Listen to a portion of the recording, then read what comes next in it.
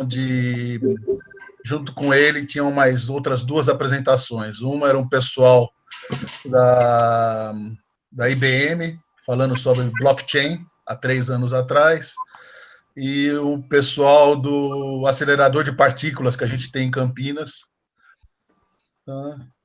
E depois o Ricardo falou sobre o Hyperloop. Eu me senti que eu estava num filme de ficção científica, certo? Realmente, assim, muito satisfeito em ver tudo isso acontecendo aqui no Brasil, inclusive. Tá? Uma coisa que a gente menospreza bastante, tá? E que, na verdade, a gente tem que mais é que valorizar que as coisas estão aqui, tão perto da gente também, não estão tão longe assim. Tá?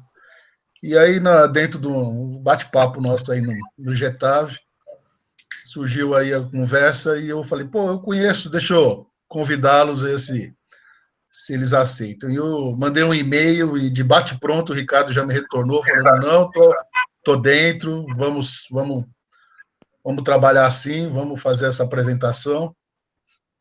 Tá? E hoje ele está aqui com a gente. O Ricardo é da Hyperloop, tá? Ele é especialista em inovação.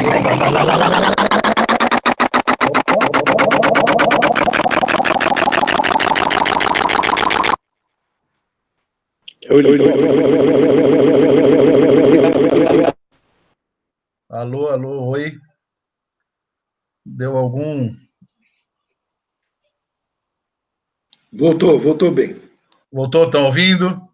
Mamed, voltou. Alguém apertou por engano o botão de apresentação? Volta. Achei que era o Hyperloop dando partida. Começou a falar do Ricardo aí. Achei que era o Hyperloop que estava dando a partida e... Ficou parecido. Então ele é especialista em inovação, networking, futurólogo, tem pós-graduação em inovação e estratégia pela HSM, tem profunda experiência aí no desenvolvimento de novos negócios, aqui tanto no Brasil como no exterior. Tá? Hoje ele atua aí como head da América Latina da Hyperloop, Transportation Technologies, empresa aí que está construindo aí um novo modal aí, vamos dizer assim, de transporte, tá? Que foi idealizada pelo Elon Musk em 2013. Tá? Acho que todo mundo conhece Elon Musk, mas hoje ele está mais em moda aí com a SpaceX, né?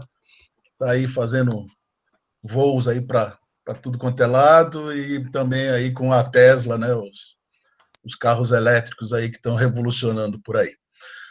Então, eu queria mais uma vez aí agradecer ao Ricardo. Queria pedir a todos aí, por favor, para deixarem seus microfones no modo silencioso, no mute, tá?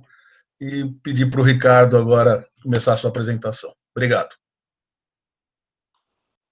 Bom, primeiro agradecer mais uma vez o convite e agradecer as 32 pessoas que estão aí me ouvindo. É um prazer estar aqui falando para um grupo tão seleto. Não é todo dia que a gente fala para um grupo que conhece tanto de logística e infraestrutura no Brasil e na América Latina. Estou me sentindo até um pouco intimidado, para ser bastante honesto, mas acho que eu consigo responder todas as perguntas aí que porventura venham a acontecer. E caso eu não consiga, aí eu passo para a minha engenharia, para a nossa engenharia, e aí eu mando a resposta na sequência.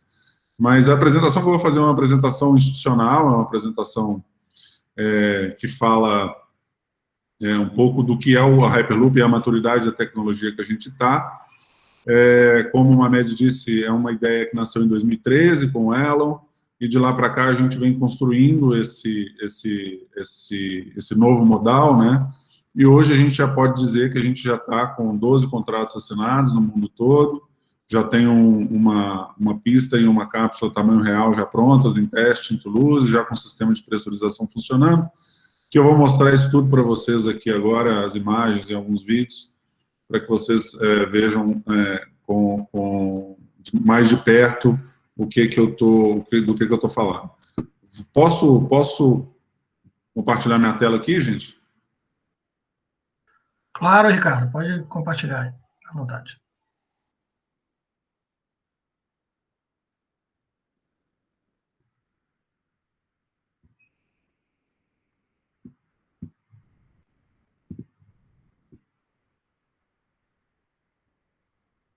Estão todos vendo a apresentação?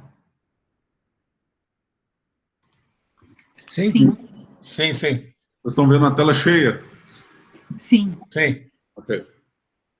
Então, vamos lá. Feitas as introduções, eu queria apresentar um vídeo para vocês que vai falar brevemente o que é o Hyperloop. Imagine.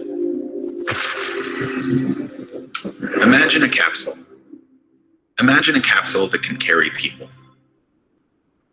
Placed inside a depressurized tube, the air removed to eliminate resistance. Not traveling on rails, but actually levitating above them. Capable of reaching airplane speeds and beyond on the ground. This is a Hyperloop, and it is amazing. Even more amazing, at Hyperloop Transportation Technologies, we haven't been imagining, we've been building for the better part of 5 years. And amazing is where we started. We're transforming the passenger experience, putting comfort and safety at the center of everything we're doing. Our reimagined linear electric motor is powered by sustainable solar energy, propelling the capsule on a completely new, incredibly efficient passive levitation system. With these two breakthroughs, our system is capable of giving energy back to the grid. And when something didn't exist, we invented it. Introducing Vibranium, a composite material that monitors speed, capsule integrity, and atmospheric condition in real time, a new benchmark in passenger safety. And we're not done. Our team of over 800 strong, a worldwide intellectual ecosystem of thinkers and problem solvers, tackle each day with the humble goal of changing the world. With its speed and efficiency, the Hyperloop will rewrite the rules of travel and mobility. But that's just one side of the story. There's another side that will have a far greater impact. It's the side that redefines how we connect with one another. Where distant friends become neighbors, countries become neighborhoods. And everybody who inhabits this big, crazy world of ours grows a little closer together. Just imagine that.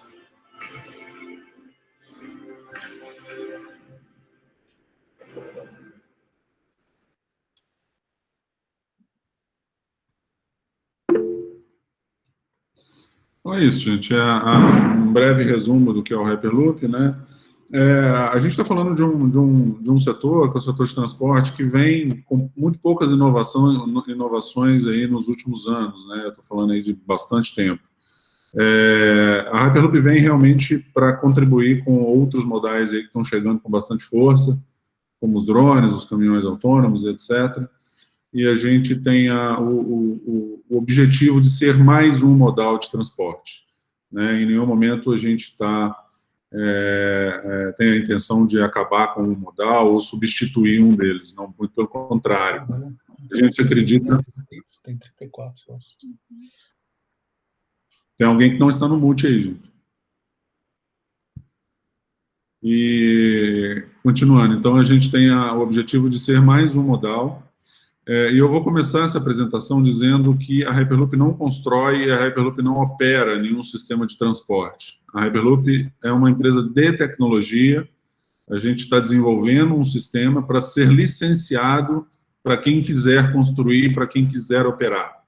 Então, a Hyperloop ela não é necessariamente uma outra empresa de infraestrutura, não.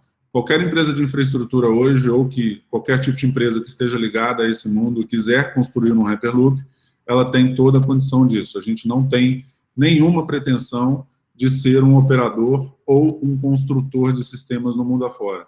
A gente simplesmente vai apresentar projetos e licenciar a tecnologia para quem quiser utilizar o modal.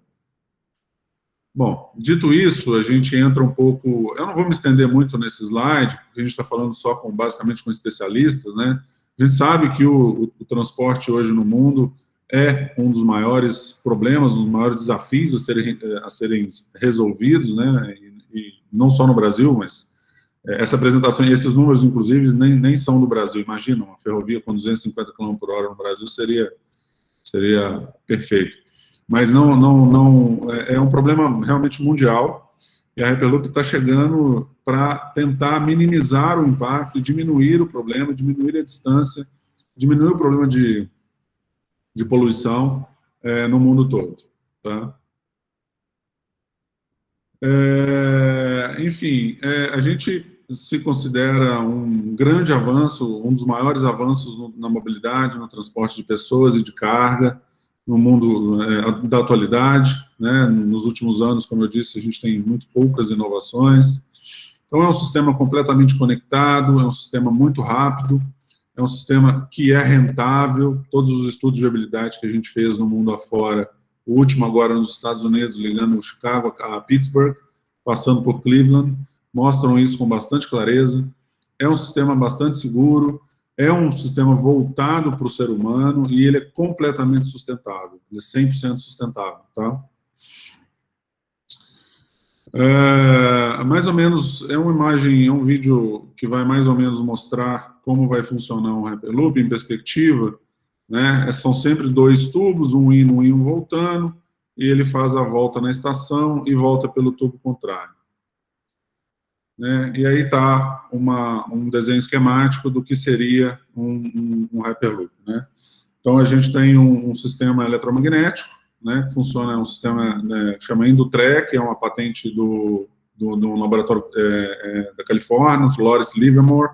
Nós compramos a patente, licenciamos a patente, na verdade, a gente tem direito ao uso dela, e ela é um sistema de indução passiva, ou seja, a gente não precisa eletrificar o trilho, como normalmente os trens de alta velocidade necessitam. Né?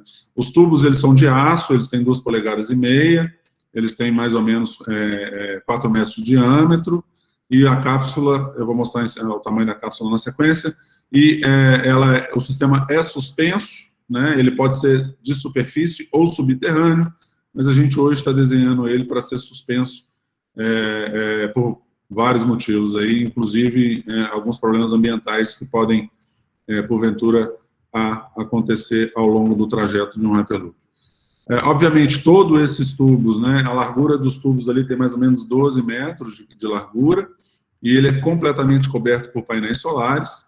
Então, numa rota de 100 km, a gente está falando aí de mais ou menos 1.200.000 metros quadrados de painel solar e geração de energia constante por consequência.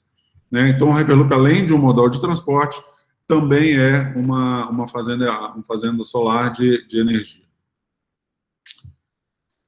Um pouco mais de detalhe da cápsula. A cápsula é basicamente uma fuselagem de avião, né, sem as asas e sem as asas traseiras e dianteiras, né, só o tubo mesmo. Né, a gente está falando de uma levitação que pode chegar a 1.223 km por hora, trazendo isso para uma realidade de São Paulo. A gente está falando de Campinas, São Paulo, em 6 minutos, né, numa estação conectada à Estação Pinheiros, no metrô, e esqueci o nome a hora de onde estaria a estação em Campinas. É uma cápsula que cabe em 28, 50 passageiros, é basicamente um ônibus. Né, a gente tem a capacidade, com um único sistema, de transportar 160.000 pessoas por dia, e a gente consegue transportar 4.000 containers por dia também. Ele não é um sistema de mobilidade urbana, algumas pessoas podem estar se perguntando isso. Ele é um sistema que ele começa a funcionar a partir de 19, 20, 30 quilômetros, né? Ele não funciona para dentro das cidades, pelo menos por enquanto. Existe um projeto nosso para transformar a tecnologia num projeto urbano, mas ainda não é um projeto viável, a gente ainda está na fase de desenvolvimento. Um pouco da estrutura de suspensão, né? As vigas estão 30 metros, a gente tem 15 metros de altura. Dentro do tubo, uma informação interessante, a gente está em mais ou menos menos 100 Pascal, não é vácuo completo, né? A gente precisa do vácuo somente para eliminar a resistência do ar. O único papel do vácuo no sistema é esse, né? Não tem nenhum outro. E o vácuo é feito por bombas a vácuo que retiram o ar daquele sistema, e essas bombas estão localizadas a cada 10 km do track, né? Da pista do Hyperloop. Um pouco das estações, né? As estações, elas são para 3.600 passageiros hora, ela pode ter de 100 metros a 1,6 km de diâmetro, né? Uma informação interessante é a aceleração da cápsula, ela vai a 0,1 G, ou seja, ela é bastante confortável, e a gente consegue fazer saídas a cada 40 segundos. Então, é como se a cada 40 segundos a gente tivesse um avião saindo do nosso aeroporto para o nosso destino final. né? A gente é um sistema bastante seguro, né? A gente tem um ecossistema fechado, né? A gente está preso dentro de um sistema, então a gente não sofre intempérie do tempo, a gente não sofre, não tem risco de nenhum obstáculo na pista, porque o sistema é fechado, não tem cruzamento, né? Os tubos são paralelos e não existe cruzamento, toda a cápsula e todo o tubo é sensorizado para qualquer tipo de problema, vazamento do vácuo ou paralisação das cápsulas. O nosso sistema de levitação passiva, saídas de emergência a cada 1 quilômetro, né, para a pessoa poder parar e descer no tubo, que se abre, né, num problema algum problema de paralisação do sistema, as válvulas se abrem, o ar entra no sentido ao contrário de uma panela de pressão, o ar entra automaticamente e a pessoa desce e anda no máximo 500 metros ali para sair até uma saída de emergência.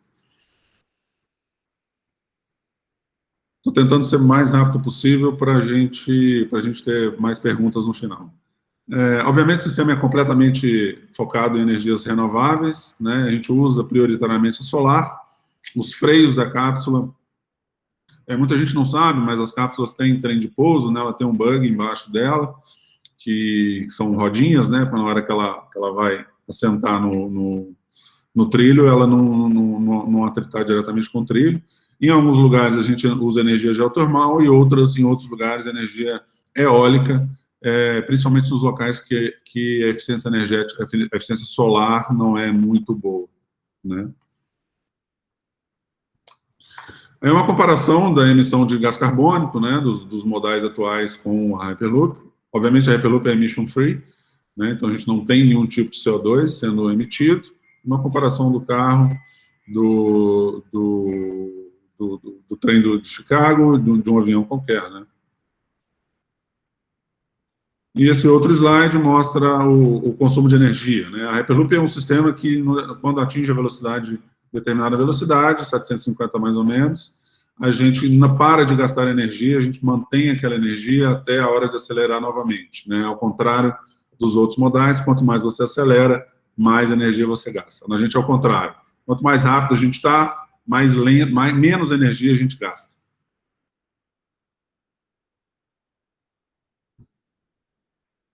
Eu não estou vendo o chat, tá, Marcos? Se você quiser me interromper alguma coisa, pode só me falar, tá? A cápsula ela é class free, né? A gente, nós somos uma empresa focada no ser humano, então a cápsula é para todos, não tem distinção de classe, né? A gente tem um interior completamente com novas experiências, né? Uma pena não poder mostrar para vocês o interior da cápsula, mas é realmente muito legal. Isso é um dos nossos maiores segredos aí para ser lançados aí nos próximos 1 ano.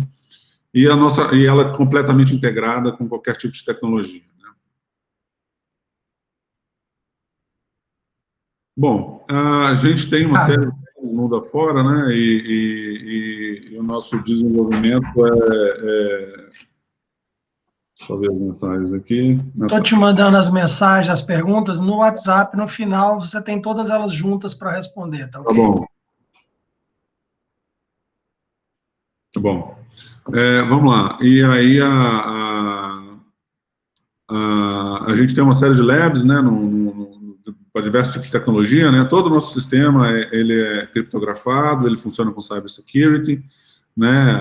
O pagamento, a compra de passagens, etc., tudo baseado em blockchain, né? Toda a cápsula é desenhada para propiciar uma experiência bastante imersiva, trazendo uma experiência para o usuário completamente diferente dos outros modais, né? Todas as funcionalidades de IoT vão estar nela. A gente vai ter uma janela argumentativa que você vai poder mudar, escolher a paisagem que você quer. Enfim, você quer viajar pelo Japão, você quer viajar pela Itália, você quer viajar pelos Estados Unidos. Enfim, vai ser uma experiência bastante interessante e, obviamente, tudo automatizado, né? Tudo bastante com bastante automação, machine learning, inteligência artificial. Um pouco do nosso track aí de desenvolvimento, né? A gente já tem uma pista de teste full scale na França, né, com 320 metros para certificação. Essa já é o tubo real que vai ser utilizado nas linhas comerciais. Né, a gente está com um projeto em Abu Dhabi para ficar pronto os primeiros 5 quilômetros em 2022 e em 2025 a rota completa. Né? E ao longo desse projeto todo, a gente está certificando o sistema em todos os países. Né? A gente já entregou um primeiro framework regulatório para a União Europeia, isso foi há 2 semanas atrás, a gente entregou, perdão. E agora a gente está esperando o resultado da análise desse estudo para começar a apresentar isso nos outros países. Né? Um pequeno vídeo da montagem da cápsula, né? Essa é a Carburis, uma dos nossos parceiros aí, eles que montaram a cápsula, a primeira cápsula, né? Que é a que está em Toulouse agora fazendo os testes, é só para tangibilizar um pouco mais da construção dela.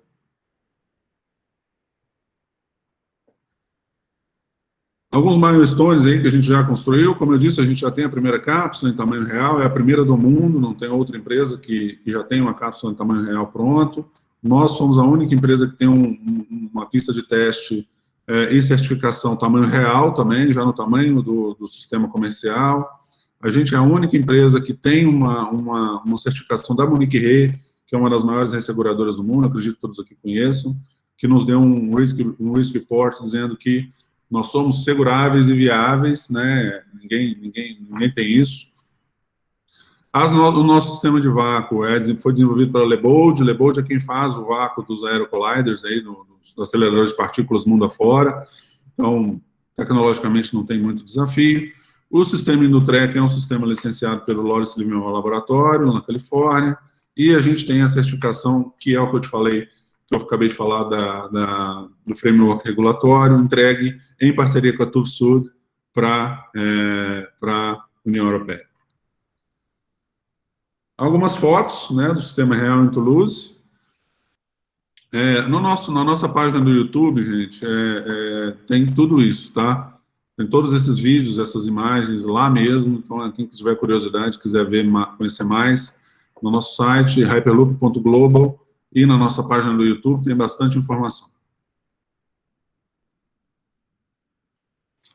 Falando um pouquinho de mundo, né, no Brasil a gente tem um escritório de negócios, que a gente está aqui no Brasil buscando parceiros para desenvolvimento tecnológico, parceiros para construção, investidores, para que a gente possa efetivamente trazer esse novo modal para o planeta. Né? Los Angeles é o nosso headquarters, onde está a nossa sede, e a gente tem um estudo de viabilidade bastante profundo nos Grandes Lagos, na região de Ohio.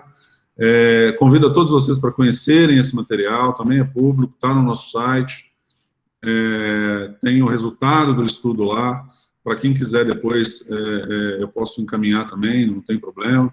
É um estudo bastante representativo e bastante animador, né? A gente está falando de um incremento da economia de 47 bilhões de dólares, 900 mil empregos gerados, 47 mil toneladas de CO2 retirado da atmosfera.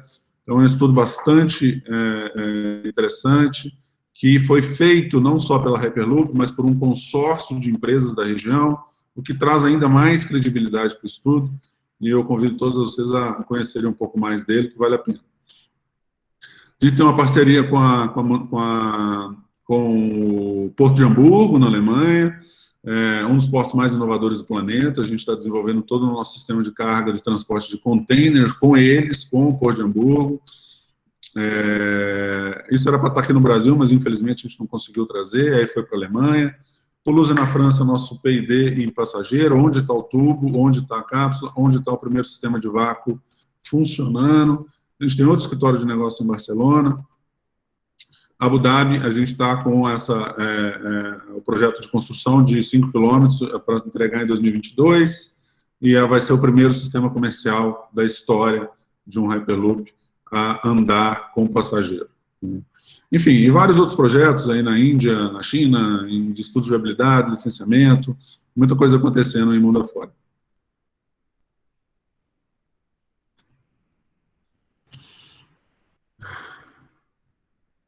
A gente é uma companhia que está sempre em busca de novos talentos, de novos profissionais, né? Então, a gente tem uma equipe multidisciplinar global. Nós somos mais de 800 colaboradores hoje, contribuidores, que trabalham que tem grupos de trabalho, cada um para um tema, para que a gente consiga alcançar o objetivo de trazer o Hyperloop para uma realidade, né? O mais rápido possível. Já é real, mas a gente precisa agora botar para andar, né? Esse é o nosso maior desafio agora. Em 2018, isso é um reconhecimento bastante relevante, o Fórum Econômico Mundial nos reconheceu como um Technology Pioneer, né? Isso significa dizer que, segundo o Fórum Econômico Mundial, a Hyperloop é uma tecnologia que vai mudar o mundo nos próximos 10 anos, né? Então, é um reconhecimento realmente muito valioso e que sofre uma auditoria bastante profunda do Fórum Econômico Mundial para que a gente fosse agraciado com essa premiação.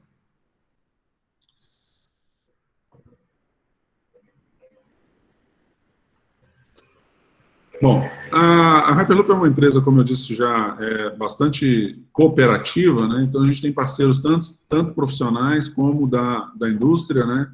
Então, esses são alguns dos exemplos dos parceiros que nós temos no mundo afora, para que nos estão nos apoiando hoje a construir alguma parte do sistema, né? Vou dar alguns exemplos, né? Artificial é a primeira lá, é a que fez a cápsula. Tem a Labeled, que é quem faz as bombas a vácuo. Enfim, tem a Siemens, que faz todo o sistema de sinalização. Enfim, tem uma série de empresas aí que estão nos apoiando de alguma maneira, mundo afora, para que a gente traga isso para o nosso dia a dia. E para terminar, né, eu queria só fazer um overview do que é a Hyperloop, assim, muito rapidamente. Nós temos 46 patentes já registradas, a gente tá com a nossa marca registrada em 56 países. A gente é um estudo de caso de Harvard, um estudo de caso de sucesso, já sendo ensinado em Harvard. A gente tem labs aí no mundo todo. A licença do Indutrec, né, de levitação passiva. Mais de 800 especialistas no mundo todo, de diversas áreas. A gente já tem um framework de seguro, né, com a Monique Rê, 12 contratos globais aí já firmados, mais de 50 parceiros corporativos, e o primeiro framework regulatório já entregue na história aí do mundo, fomos nós que fizemos e entregamos. Então, Mamed, assim, de 3 anos para cá, muita coisa aconteceu, tem muita novidade, e era isso que eu tinha para apresentar para vocês. Estou à disposição aí para dúvidas, etc. Deixa eu tirar a apresentação aqui. Tá?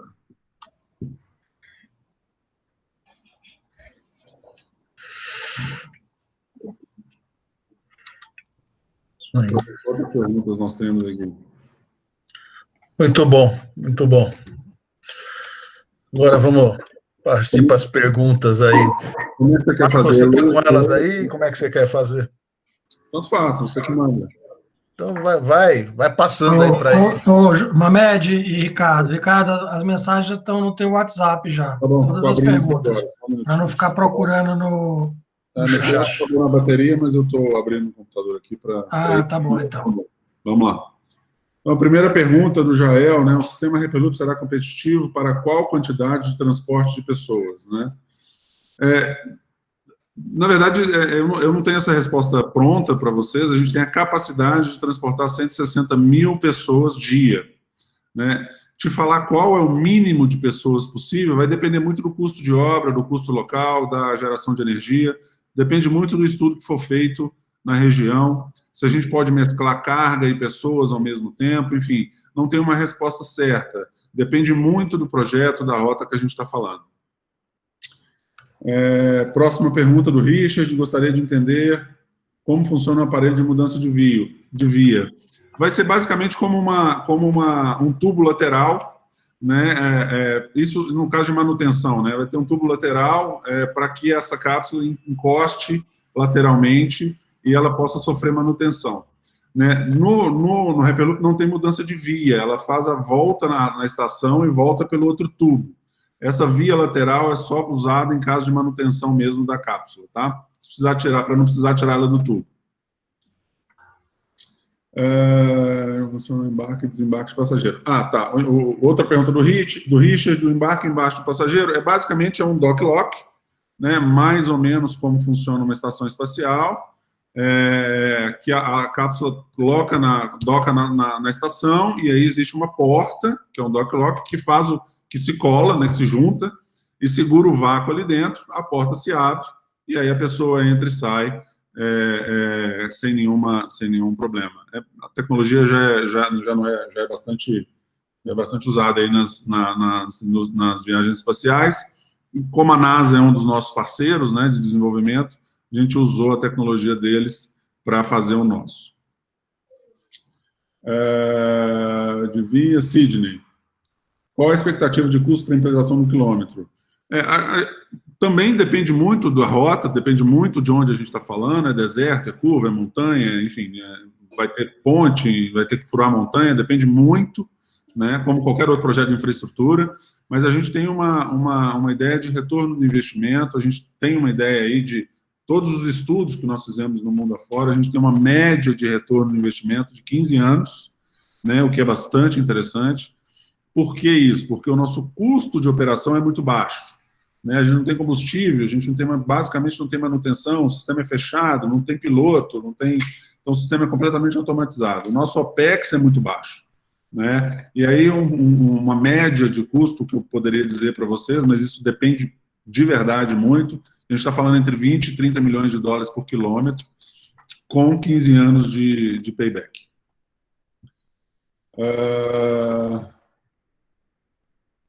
Vicente, qual a expectativa de implementação? Vicente, qual o sistema de sinalização da via? Como será o CCO? Obrigado. Vicente, não sei te responder.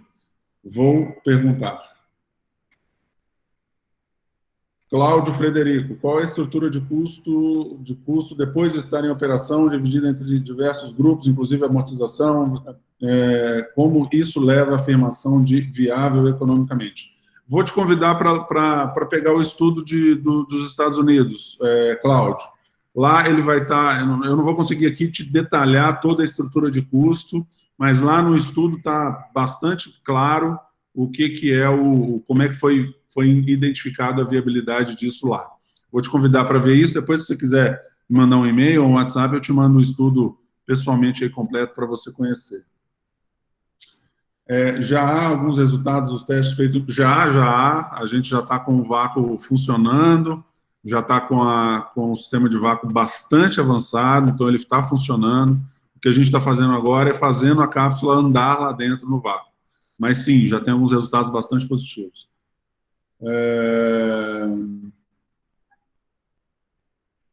Mais uma pergunta de sinalização, não vou saber responder, preciso do time de sinalização para isso. Do Sérgio Lombardi, desculpa, Sérgio, não sou especialista não tenho conhecimento para te responder essa pergunta. Ana Maria, o sistema é viável a partir de qual distância de trajeto? Eu mencionei mais ou menos isso antes da gente começar, né? A gente está falando alguma coisa entre 20 e 30 quilômetros, ele já começa a ser viável, obviamente depende da demanda, mas a gente começa a ser viável a partir de 20 e 30 quilômetros.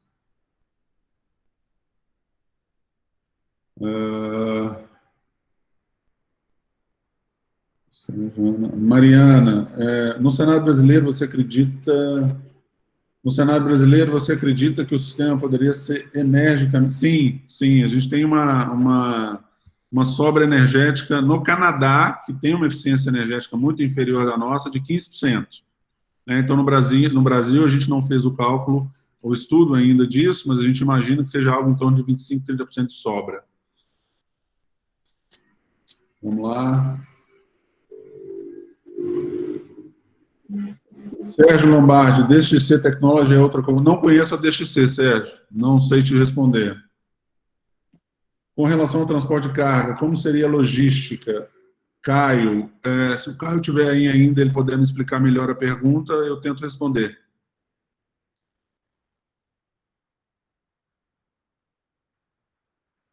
Caio Petroni.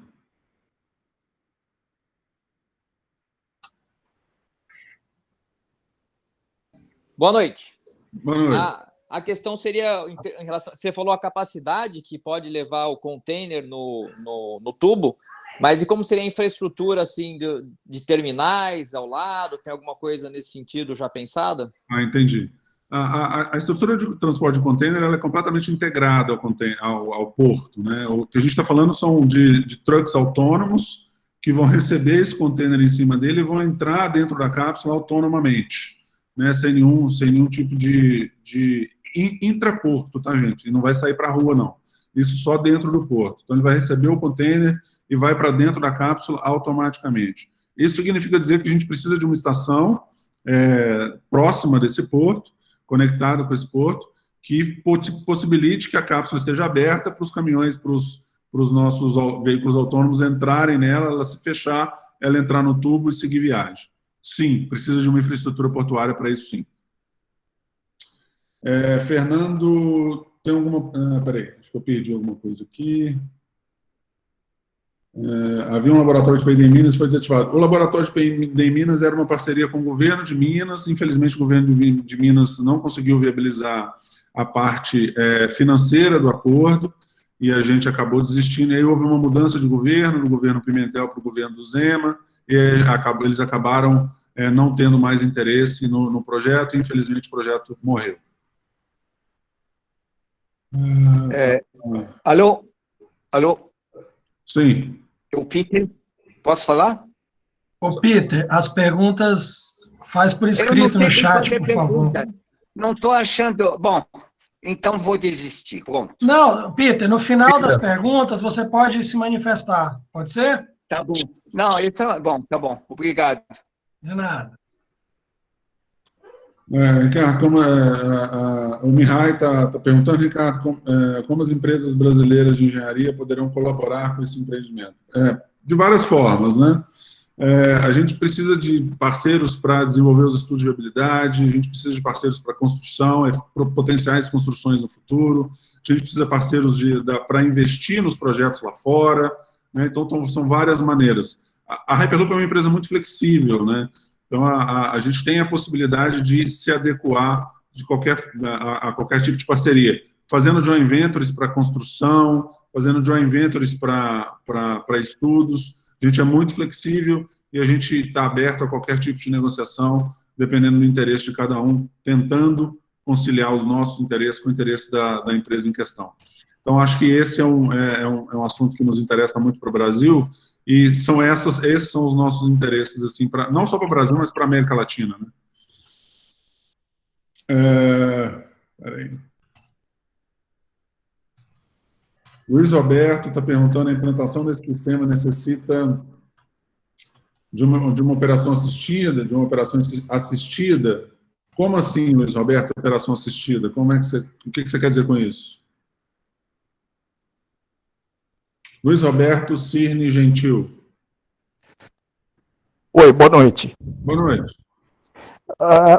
Eu me refiro após a implantação do sistema, haveria algum monitoramento da operação por parte da empresa? Sim.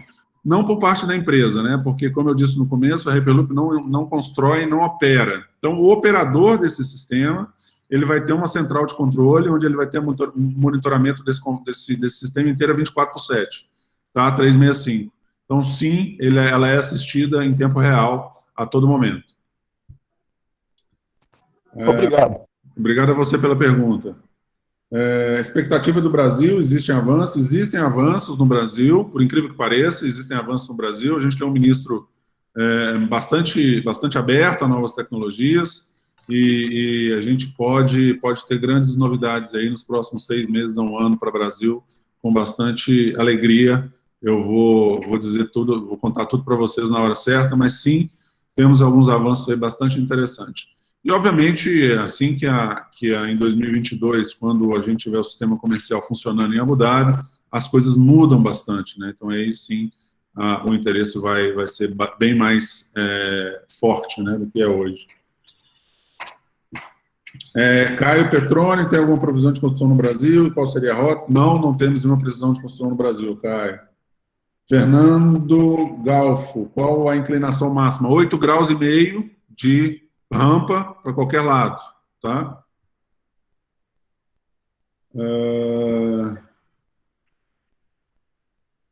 Possibilidade de parceria público-privada, sim. Quem perguntou foi o Raul Sá. Existe a possibilidade de parceria público-privada. João Domingos perguntou como funciona o embarque e desembarque em loop na estação com intervalo de partida de 40 segundos.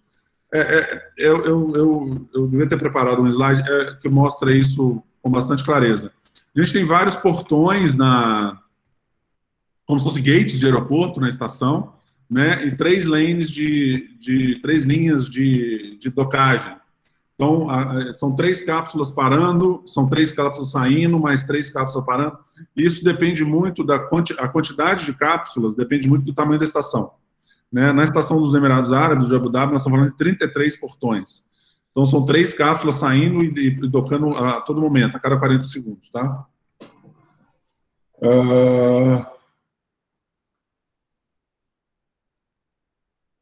Limite máximo de distância não existe, né? O nosso limite máximo é a água. Então, a gente não atravessa o oceano. Então, a gente chegou no mar, tem que parar.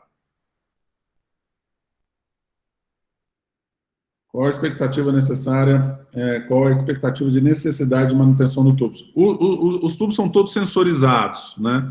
E eles têm esqueci como é que fala isso em português, mas eles têm uma camada protetora regenerativa.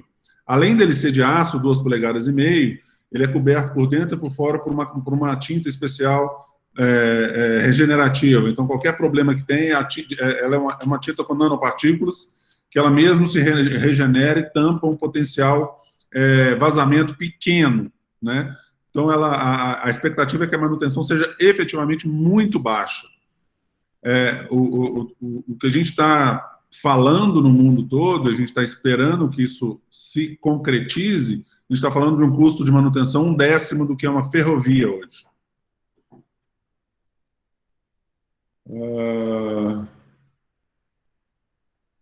O Afonso Gonzalez perguntou quais as proteções existentes para evitar que o vácuo não invada a cápsula em momentos de falha em algum tipo de descarregamento.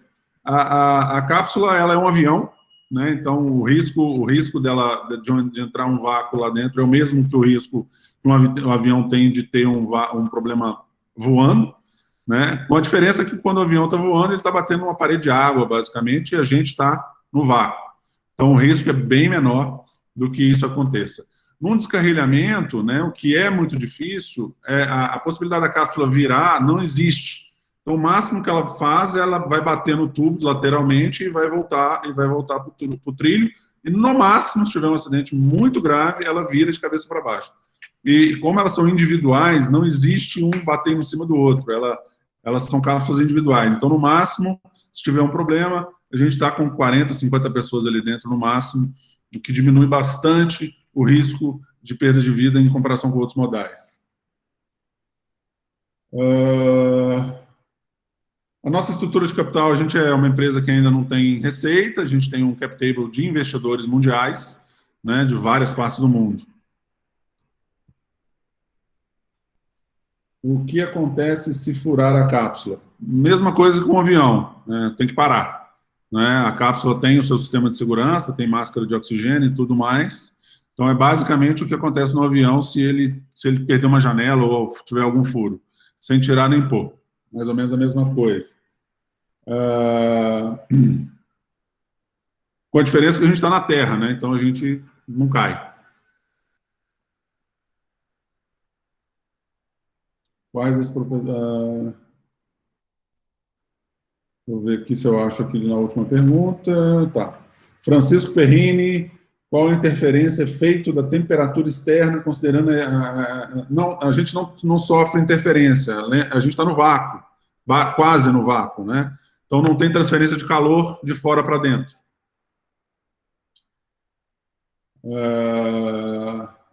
O que acontece se furar a cápsula? Já respondi.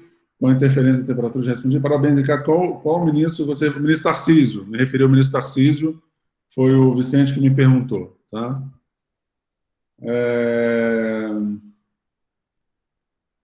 José Vitor, o sistema de Abu Dhabi, qual será a distância? 147 quilômetros. Abu Dhabi ao Além. Tá?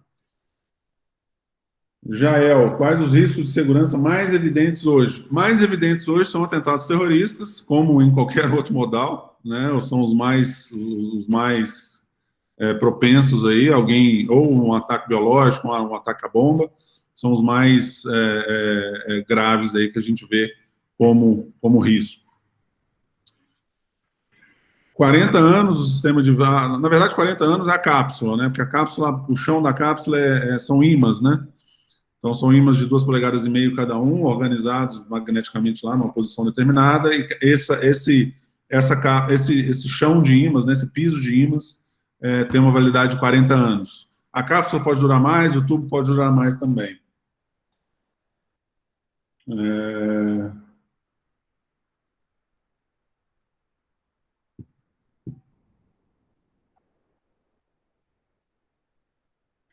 O Cláudio Sozen, me desculpe se eu falei errado o sobrenome, perguntou quais desgastes podem ocorrer no percurso de via permanente e da cápsula em si. Como ele levita, Cláudio, o desgaste é muito pequeno, né? O contato da cápsula com o trilho, ele é basicamente na hora da parada e na hora da largada, né, da saída. Então, o desgaste é muito pequeno, e por isso que o nosso payback é tão rápido, 15 anos, e o nosso custo operacional é tão baixo.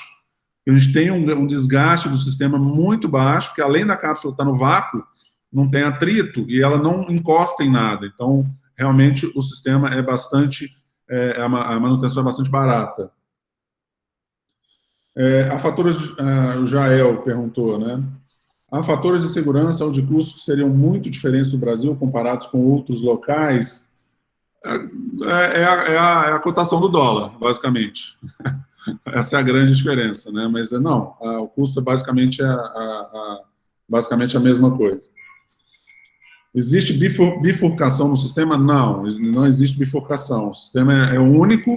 A gente pode ter, quem perguntou foi o Sidney, a gente pode ter paradas intermediárias, né, mas não tem bifurcação. São estações lineares, que a gente chama, que a cápsula para em determinado ponto intermediário entre o ponto A e o ponto B, e para o embarque e desembarque de passageiros. Tem mais pergunta aí, Marcos? Veio uma última aí, do Cláudio. Ela tem um, é como se fosse um U, Cláudio. Não sei se você está vendo minha mão, mas ela é como se fosse um U. Então ela levita, ela não encosta em nada, mas ela também está presa, tá? E ela encaixa no tubo, no trilho dessa maneira. Eu acho que tem uns vídeos lá no YouTube sim. Que mostram isso aí. Apareceu uma última pergunta aqui do Felipe. Pois não. Você já mandou ou não? Está com você aí agora. Essa cápsula, em relação ao risco de incêndio, existe alguma medida especial para garantir a segurança dos passageiros, caso ele ocorra dentro da cápsula? Olha, o risco de incêndio... Nunca recebi essa pergunta, vou te ser honesto. Mas, pensando um pouco aqui, o risco de incêndio, ele é basicamente o mesmo que de um avião, né? Então, se a gente fizer um paralelo nas tecnologias, a gente vai parar a cápsula, a gente vai ter algum sistema de como é que fala, gente? De extintor para apagar aquele incêndio no momento, ou tirar o ar de dentro da cápsula e abaixar as máscaras de oxigênio. Mas é uma pergunta interessante, eu não tenho a resposta exata e precisa para te dar dos engenheiros, mas eu acredito que seja mais ou menos alguma coisa similar à do avião. Serão 2 vias, uma para cada sentido? Exatamente, são 2 vias, uma para cada sentido. O Sérgio Gonçalves perguntou. São sempre 2 vias, uma indo e uma voltando. Eu gostaria agora de o Peter Luche poder aparecer. O Peter acabou de fazer uma pergunta, estou copiando aqui para você. Mas essa pergunta é o que eu queria fazer. Mas é muito difícil escrever numa hora dessa. Bom, a pergunta é a seguinte. Nós temos a realidade, é uma pergunta de realismo. Nós não temos nem esperança de termos um TAV, trem de alta velocidade, no Brasil. o estado de São Paulo, o mais rico do Brasil, está projetando um trem meia sola com a diesel a 140 km por hora. Como nós podemos ter esperança de termos um Hyperloop no Brasil? Essa é a minha pergunta. Essa é uma pergunta que eu faço a todos os brasileiros. Qual a esperança de a gente ter um país melhor, uma política melhor, uma situação melhor, né? A Hyperloop é um sistema disruptivo, né? Como qualquer tecnologia disruptiva, a gente tem os nossos desafios de implantação. O que a gente precisa, de fato, é que o mundo de infraestrutura tenha a cabeça um pouco mais aberta e seja mais sensível a entender um pouco mais o que é a Hyperloop, entender um pouco mais as diferenças dos modais e quais são, de fato, os benefícios que isso pode trazer para o país, para que isso possa ser uma realidade. Mas eu entendo perfeitamente a sua pergunta, Peter, e você não está errado. As dificuldades são enormes, são gigantes, são monstruosas, mas como brasileiro e como cidadão, a gente precisa ser pelo menos otimista, né? A gente precisa ter pelo menos uma coragem de apresentar isso para quem pode, eventualmente, ter interesse em entender mais, em conhecer mais e ver efetivamente o resultado que isso pode trazer. Mas eu concordo com você plenamente, a gente está numa condição de Brasil de uma infraestrutura atrasada há 50, 60, 70 anos, né?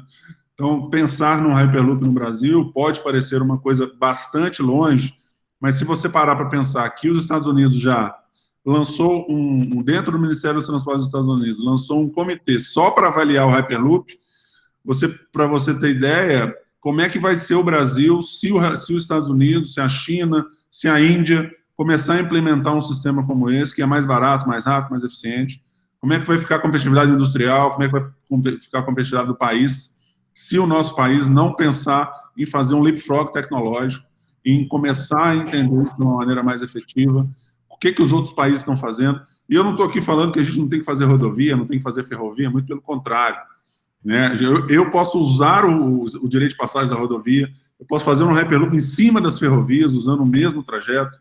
Então, assim, eu acho que o que falta no nosso país hoje é alguém ou alguns órgãos e algumas pessoas, de fato, interessadas em entender quais são essas tecnologias disruptivas e o impacto que isso vai trazer no mundo, para que, de verdade, a gente tenha uma possibilidade maior de ter algum projeto mais avançado aí num médio espaço de tempo, digamos assim. Muito obrigado pela pergunta, Peter. Ricardo, obrigado. Eu gostaria de fazer uma colocação, não é uma pergunta, Ricardo. O tema que você colocou hoje, ele foi surpreendente, foi algo que eu não podia imaginar que estava nesse estágio de adiantamento. Mas, mais do que tudo, e que é muito importante para vocês, é o seguinte: nós não temos muito claramente o brasileiro, tudo isso que você falou agora, eu assino embaixo. Eu estudo trem de alta velocidade há exato 30 anos. E, dentre os estudos que eu tenho feito, a grande dificuldade que nós temos no Brasil é que o Brasil tem uma geografia muito acidentada. Ela começa, por exemplo, de uma forma violenta na Serra do Mar, próxima do mar, quer dizer, com 50 quilômetros, nós temos uma parede de 700 metros. E esses são estudos que eu tenho realizado recentemente e que, de fato, é exatamente dentro do que vocês estão fazendo usando o motor linear, né? E a grande dificuldade que nós temos hoje é o custo para fazer essa transposição. E nós desenvolvemos um trem que poderia subir a 8,5%, exatamente como você colocou, mas muito provavelmente num custo muito menor, ou melhor, maior do que você está colocando. Então é importante saber que para fazer aquilo, eu não gosto da ideia, mas fazer Rio-São Paulo, nós temos um declive relativamente muito pesado, muito custoso. Mas se você fizer qualquer coisa para dentro do país, passar de Santos para Campinas e ir embora até Brasília, as ferrovias têm uma grande dificuldade e você acaba de me provar que tem uma grande facilidade. Usando o motor linear, a gente sabe que é um milagre mesmo e é um elemento fantástico. A grande vantagem também é que a preocupação do nosso amigo Peter Hoje, pela primeira vez na história do Brasil, ou melhor, na história recente republicana do Brasil, o governo do Estado, do governo federal se está começando a pensar seriamente em trens de alta velocidade. Eu mandei para o pessoal do Ministério essa nossa mensagem para ver se eles assistiam. Eu não tive tempo de olhar para ver se eles estão presentes, mas vou ter reunião com eles segunda e terça-feira de semana que vem. Com certeza eu entrego isso, até apresento, porque, olha, é algo fenomenal. Se você comparar até com o trem vagabundo, vocês vencem. Sim. É uma coisa incrível. Sim. E tem soluções de estruturas que você mostrou, desde as mais sofisticadas como as mais simples, que todas elas podem ser aproveitadas no nosso país. Sem dúvida, sem dúvida. A gente está falando de um sistema, é basicamente um pilar com 2 tubos em cima e um trilho dentro, gente. É basicamente isso que a gente está falando. É muito simples. Eu tenho uma reunião em Brasília segunda-feira, mas você mudou toda a minha reunião. Com a tua exposição, você não imagina o entusiasmo que você me deu. Que bom, fico feliz. Parabéns mesmo. Muito obrigado. Fico feliz. Obrigado, gente. Marco, o seu critério aí, se quiser continuar, quiser fazer mais alguma pergunta, eu estou à disposição. O Vicente quer comentar alguma coisa? Pode falar. Eu queria fazer uma pergunta verbal, que é mais fácil de, como o Peter falou. O Ricardo, eu não sei quanto tempo levará até chegar a 2022 do desenvolvimento dos primeiros 5 quilômetros. Suponho que 4, 5 anos. Qual é a velocidade que você terá para cumprir os outros 142 quilômetros? Você tem um tempo inicial de projeto, de desenvolvimento, e depois isso vai normalmente com menor tempo. Como é que você... Deixa eu botar o slide aqui de novo. Não, vou ter que compartilhar a tela, mas... A gente está falando de um projeto que entre construção e... enfim, a gente tem 2 etapas, né? A gente está falando dos primeiros 5 quilômetros prontos em 2022, tá? Isso. E a gente está falando de a linha completa pronta em 2025. Então, a gente está falando aí de 4 anos entre construção, teste, certificação e operação da linha completa. 4 anos. Tá. Essa informação que eu não tinha, foi a minha pergunta. Exatamente. Obrigado. É interessante, a pergunta é muito procedente. Sim. Ótimo, parabéns. Você me entusiasmou na vida. Tem mais algumas perguntas aqui. O Mihai me perguntou, Ricardo, como e quem contratar a Hyperloop no Brasil? Eu não entendi a pergunta, Mihai. Acho que ele quer seu contato. É com você mesmo. Eu queria saber, só para conversar, para ver se dá alguma coisa para ser feita. Passa para ele, Mamed, meu celular e meu e-mail, por favor. Tá, depois a gente passa para os contatos aí para todo mundo. Bom, obrigado. Quer uma pergunta de habilitar aqui? Como considerar a escalabilidade do sistema tendo em conta os 15 anos da tecnologia deve ser enorme? O Roberto Castro Mello me fez uma pergunta de escalabilidade. A gente tem um projeto que ele é bastante escalável, né? Então, você imagina uma colmeia com 7 tubos, um do lado do outro. Então, a gente tem a possibilidade de fazer isso também, né? E tornar o sistema ainda mais escalável do que ele já é.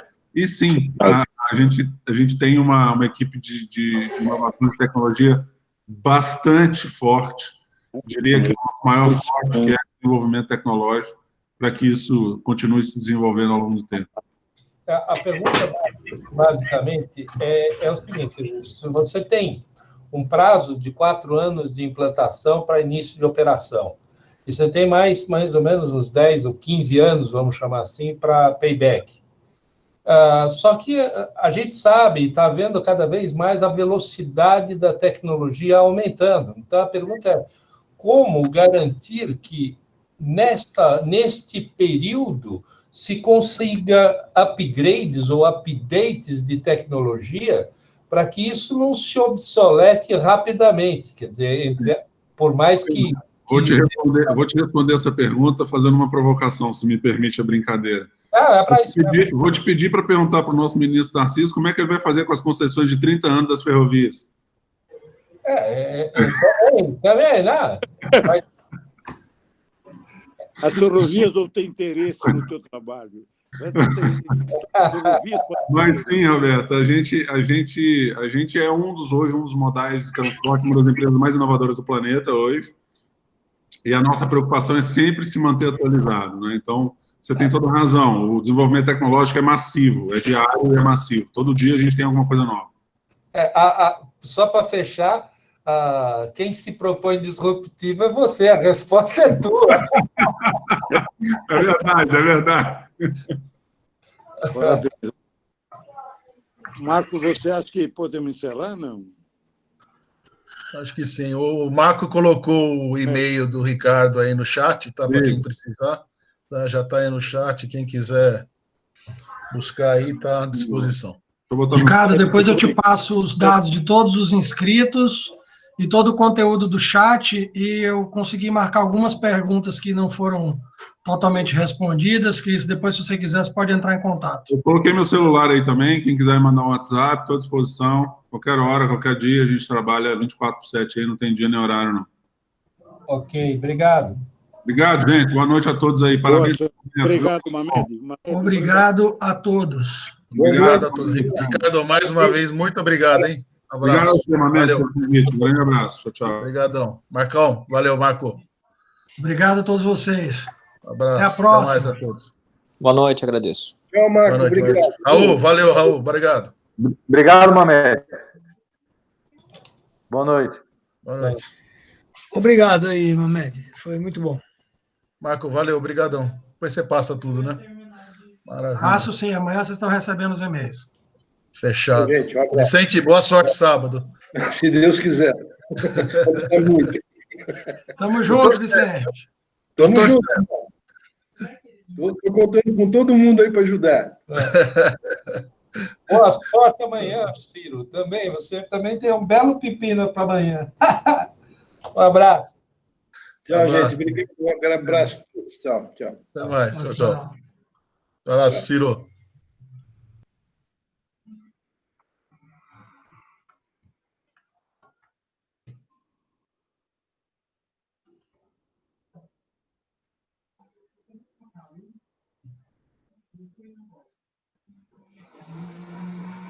Mamed, amanhã eu te mando tudo, tá bom? Tá, Marco, tranquilo. Sem problema. Você é arquiteto, né, Marco? Pô. Então tá bom. Não, porque minha filha é também, tá? Se precisar de ajuda. Com o que é que ela trabalha? Hoje ela está mais com o design de interiores, tá? Mas ela está fazendo pós-graduação na área de patrimônio histórico, tá? De restauro, tá? Restauração. Ela gosta dessa parte. Ah, legal. Tá bom. Eu conheço algumas pessoas dessa área aí, né? A gente trabalha muito com ferrovia e sempre tem alguns trabalhos aí. Também naquela período que eu comecei a trabalhar, não sei se eu comentei com você, com levantamentos com laser, né? Não. Aí eu trabalhei com algumas empresas e o pessoal do laser faz muita coleta de dados de edifícios históricos, de fachadas, né? Porque eles têm uma qualidade muito grande na coleta de informações. São como fotografias, só que tudo com dimensão, tudo com X, Y e Z, né? Então, a gente conheceu bastante escritório, porque a gente fazia levantamento para essas empresas aí, né, de restauro. Então, se você precisar de alguma coisa, aí depois você me avisa, a gente troca uma figurinha. Tá. Depois a gente troca umas figurinhas aí, depois a gente conversa. Valeu. Abraço, querido. Abraço, brigadão, hein, mais uma vez. Tchau, tchau. Tchau, tchau.